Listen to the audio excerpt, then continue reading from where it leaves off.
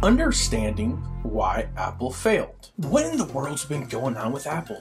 I'll admit it, I'm usually tardy to the party when it comes to news. Not like smartphone news or tech news, like real news, such as Apple losing its shit, freezing trading, and issuing a letter to their stockholders.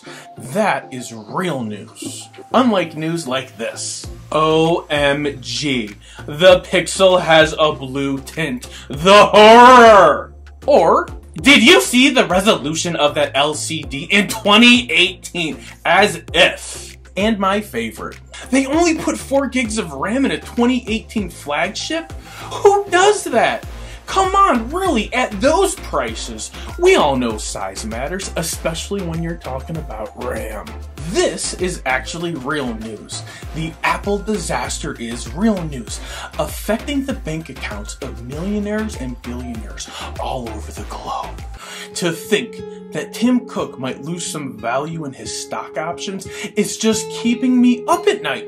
I can't even sleep. And it should be keeping you up at night as well. Let me find out you're getting a good night's sleep when you know there are rich people out there losing money. But in all seriousness, this has affected a lot of people, not just the super rich and the greedy corporations. It's affected anyone who bought Apple stock, especially if you bought it on or around August 27th of 2018, when the high for the day was $228.87. Before we go any further, this video is not financial advice. I don't follow the stock market. I have no experience in evaluating other companies other than my own.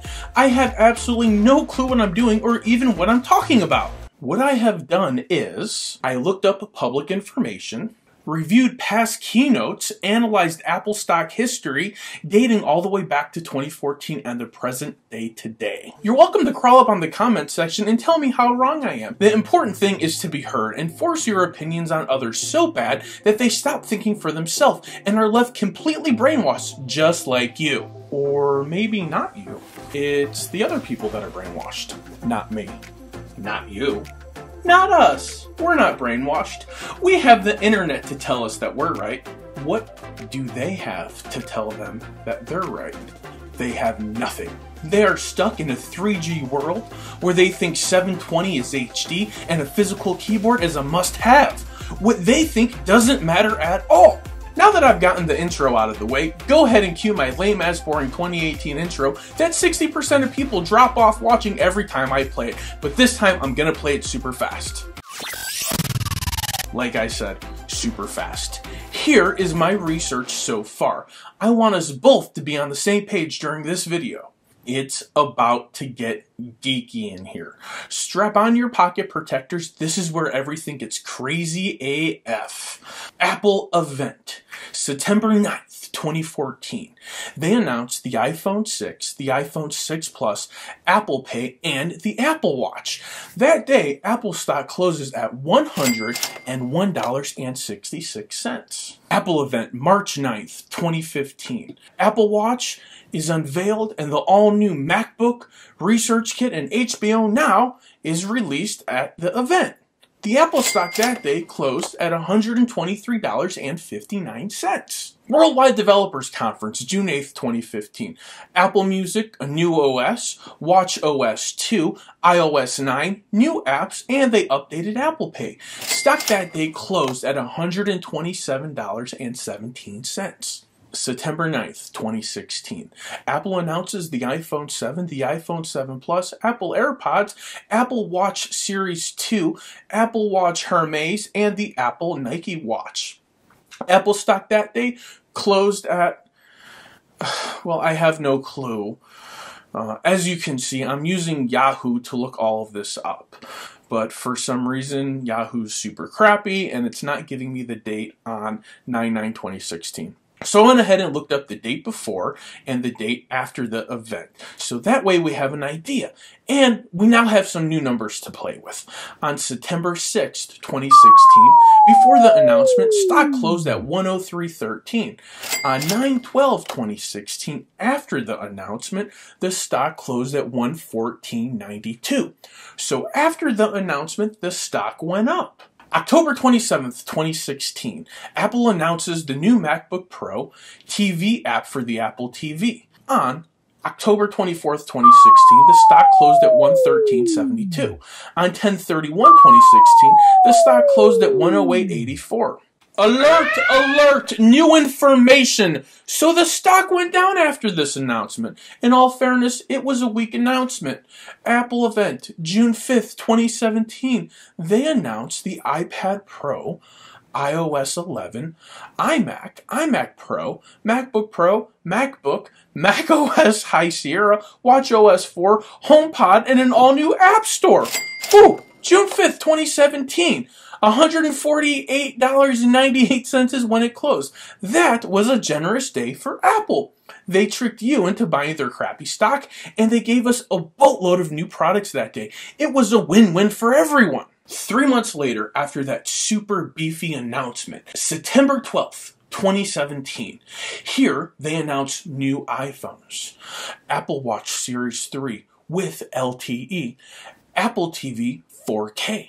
September 11th, 2017, the day before the announcement, which includes phones, the stocks closed at $159.88. Now, 9/18/2017, 8 days after the announcement, the stocks closed at $151.89. September 18th, moving on to October 30th, it creeps up to $172.50. This right here is the beginning of the end for Apple. March 27th, 2018. Here, they just talk about helping teachers, education, the new iPad, and it now supports the Apple Pencil. Kind of a weak announcement. March 26, 2018, the day before that announcement, the stock closed at $167.78. April 9th, 2018, $174.73. April 23rd, 2018, $162.32. May 7th, 2018, $188.59. WTF closes at $188.59. That's crazy. June 4th, 2018, Worldwide Developers Conference, no hardware. Here, Apple announces upgraded operating systems for the iPhone, the iPad, the Macs, Apple Watches, and the Apple TV. That day, everything got a software update. On this day, Apple stock reaches a new value.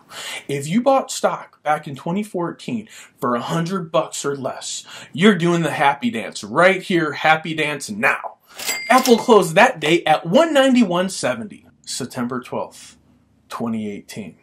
Here, Apple announces the XS, the XS Max, the iPhone XR, Apple Watch Series 3, and new HomePod features. Now let's go back to September of 2014. Apple announced 2 phones and a watch. Here they announced 3 phones, a ton of color options, a new watch, and some desperately needed HomePod features. Before we move on, it's worth a mention that right before the September event on August 27th, 2018, Apple stock values closed at $227.73. I repeat, in case you were distracted by your Tinder or your Scruff notifications, $227.63. $227.63. Thursday, August 2nd, 2018, Apple reaches $1 trillion milestone. This will guarantee that Tim Cook will never be out of a job. For a company to hit $1 trillion under a CEO, unless they take the company afterwards, they will always be in demand. Job security, Timmy! Job security! There's only one place to go from here, and it's not up, ladies and gentlemen. It is not up at all. October 30th, 2018, announced the new Mac Mini, MacBook Air, iPad Pro with an all-new screen design and a second-generation Apple Pencil. I love my iPad Pro. I'm using it right now as we talk about you. Excuse me. Pay attention. Pay attention, excuse me, we're almost done, and you're going to thank me afterwards. Try to keep up with me here. We're almost done. This is going to be quick. October 29th, 2018, before the event's 10:30 event, Apple stock closes at $207.48. $207.48. 8. 11/5/2018, after the 10:30 Apple event, stock closed at 204.47. 11/19/2018, Apple stock closes at 172.29.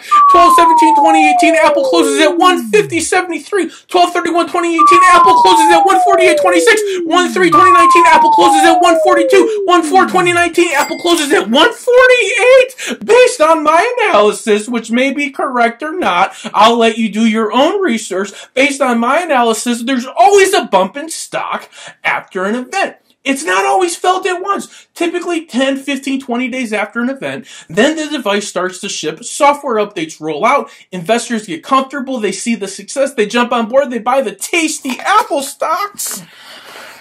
Tasty Apple stocks.